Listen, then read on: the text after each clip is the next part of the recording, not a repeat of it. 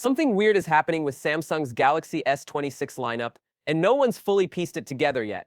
At first glance, it looks like the usual Ultra upgrades and yearly tweaks, brighter screen, new processor, slightly better camera. You've heard it all before, right? But this time, it's different. There's a strange pattern emerging, and it's not just about features, it's about the phones Samsung isn't making this year. One of their core models has disappeared.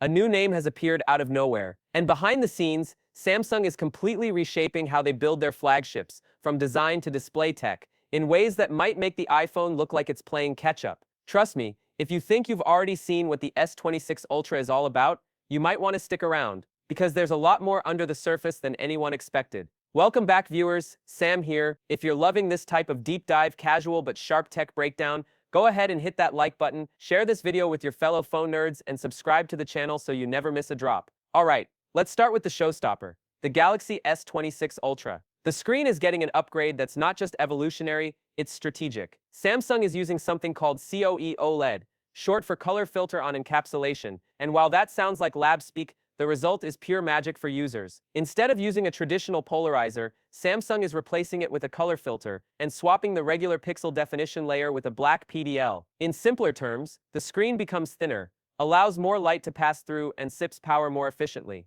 That translates into a display that's brighter outdoors, easier on the battery, and thin enough to help slim down the entire device. So even though the battery is still 5000 mAh, don't be surprised if you end up getting more screen on time than you did with the S25 Ultra, and all without adding a single gram to the phone's weight. And Samsung didn't stop there. The S26 Ultra is reportedly getting a third-generation anti-reflective coating, and this is something I'm personally excited about. You know that moment when you're out in the sun, trying to read a message, and your phone screen turns into a mirror? That's about to be much less of a problem. This new coating helps cut through glare like never before. That means fewer smudges, better visibility in bright conditions, and a more comfortable experience when you're using your phone outside. It's one of those under-the-radar features that you don't notice until you go back to a phone that doesn't have it. Now let's talk numbers, because the S26 Ultra is getting a bigger display. We're talking 6.89 inches. But here's the kicker. The physical size of the phone isn't getting much bigger. How? Ultra-thin bezels. Like really ultra. Just 1.16 mm thin.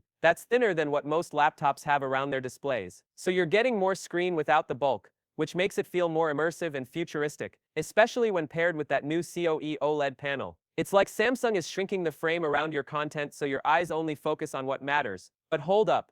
That's just the Ultra. The real twist is what's happening to the rest of the lineup. For years, Samsung followed a pretty straightforward formula: a base Galaxy S model, a Plus model for folks who wanted something bigger, and the Ultra for power users. But in 2025, that Plus model is suddenly gone, vanished. The S26 Plus, which would have followed the S25 Plus, doesn't seem to exist. The model number that should have belonged to it, SMS 946, hasn't shown up in any leaks, certifications, or early databases. Nada. Instead, Samsung has introduced a new model, the Galaxy S26 Edge. And no, this isn't just a rebranded Plus, it's a whole different approach. According to leaked specs, the S26 Edge will feature a 6.66-inch display, just a hair smaller than the Ultra, and it's positioned right in the middle of the lineup. But why the name change? Why drop Plus and bring back Edge? Here's what I think. Samsung is refocusing on design and aesthetics over brute force specs. The word Edge carries visual appeal. It signals sleekness, premium design, curves, and a certain vibe, something the word Plus never really captured. It's not just about being bigger,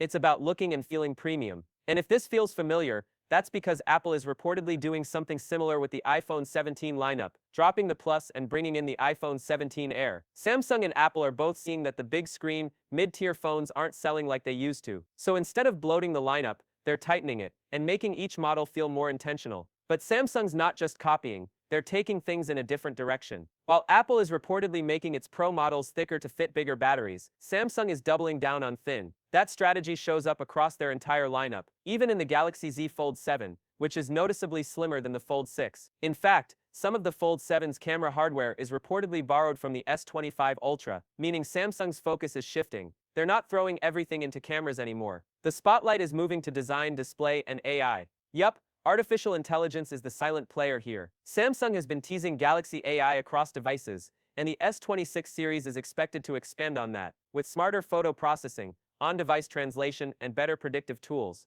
The new chip, likely a Snapdragon 8 Gen 2 Elite or even a next-gen 3nm variant, will power AI tasks with improved efficiency. It won't just help you take better pictures, it'll help you use your phone smarter, faster, and more intuitively. Camera-wise, the S26 Ultra isn't changing dramatically, but that's not a bad thing. Expect the 200MP main sensor to stick around, possibly with a new Sony sensor this time. There's also a 50MP 5x zoom, a 3x telephoto, and of course an ultra-wide. Those specs for that one are still under wraps. What's more interesting is the rumor that the Edge model might get a 50MP ultra-wide sensor, which would be a big leap from the 12MP units found in the S25 Edge and Plus models. It looks like Samsung is giving even the mid-tier phones a little more love this year. So what's the big picture here? Samsung's not reinventing the phone, they're fine-tuning the formula. Sharper displays, smarter software, sleeker designs. No massive changes to battery size, but smarter use of the power. No wild camera overhauls, but meaningful upgrades where it counts. And no more cluttered lineups, just 3 models that each have a distinct identity. The compact S26, the stylish Edge, and the flagship Ultra. The question is, will people miss the Plus? Or will they be too busy enjoying the brighter screens, smoother performance, and thinner builds to care? Let me know what you think in the comments below. Are you eyeing the S26 Ultra, the new Edge, or waiting to see if something else drops later this year? I'll be breaking down more details as they leak, so stay tuned. As always, thanks for watching, and I'll see you in the next one.